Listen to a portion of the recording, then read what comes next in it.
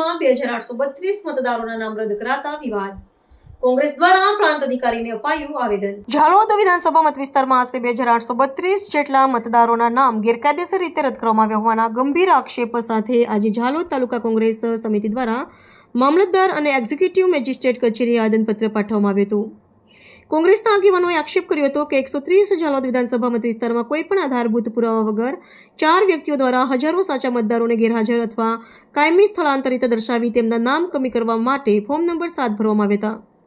આ ગંભીર બાબતને ધ્યાનમાં લઈને કોંગ્રેસના કાર્યકરો અને આગેવાનોએ આજે બપોરે પ્રાંત કચેરી ખાતે એકઠા થઈને ઉગ્ર વિરોધ નોંધાવ્યો હતો અને પ્રકરણમાં સંડોવાયેલા ઇસમો સામે ફોજદારી ફરિયાદ દાખલ કરવાની માંગ કરી હતી.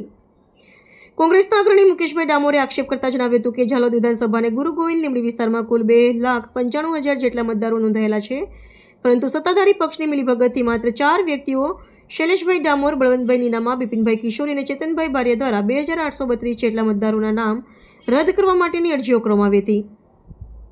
અરજીઓમાં મતદારોને ખોટી રીતે મૃતક અથવા સ્થળાંતરિત દર્શાવવામાં આવ્યા હતા. આવેદનપત્રમાં એ પણ ઉલ્લેખ કરવામાં આવ્યો હતો કે મતદાર યાદી સુધારણાની કામગીરીના અતિશય ભારણને કારણે કેટલાક BLO શિક્ષકો માનસિક તણાવનો ભોગ બન્યા હતા અને કમનસીબે હૃદય રોગના હુમલા કે આત્મહત્યા જેવા બનાવો પણ બન્યા હતા. કોંગ્રેસના ઘટનાઓને ગંભીરતાથી લઈ ખોટી રીતે મતદારોના નામ રદ કરાવનાર 4 ઇસમો સામે માનવવધના ગુના સહિતની કાયદેસરની પોલીસ ફરિયાદ નોંધવાની માંગ કરી છે.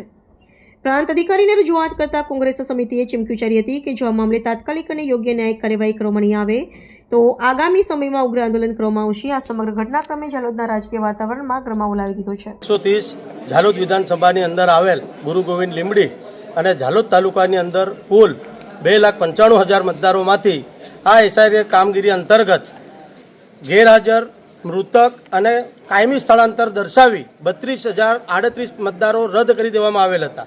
એ બાદ ખરેખર જે વાંધો વચકો લેવાની છેલ્લી તારીખ 18/1/2026 હતી, પરંતુ ચૂંટણી પંચ અને ભાજપ સરકારની મિલીભગતથી આ તારીખ લંબાવી અને 30/1/2026 કરવામાં આવી. એ સમયગાળાની અંદર આ ભાજપની મિલીભગતથી એમના માણસો દ્વારા અમારા ઝાલોદ વિધાનસભાની અંદર 4 વ્યક્તિ શૈલેષભાઈ ડામોર, બળવંતભાઈ નીનામા, બિપિનભાઈ કિશોરી અને ચેતનભાઈ બારિયા દ્વારા ફક્ત 4 વ્યક્તિઓના નામે એમને અરજદાર બનાવી 2832 મતદારોને રદ કરવા માટેના ફોર્મ 7 ભરી અને પ્રાંત કચેરી ખાતે જમા કરવામાં આવ્યા.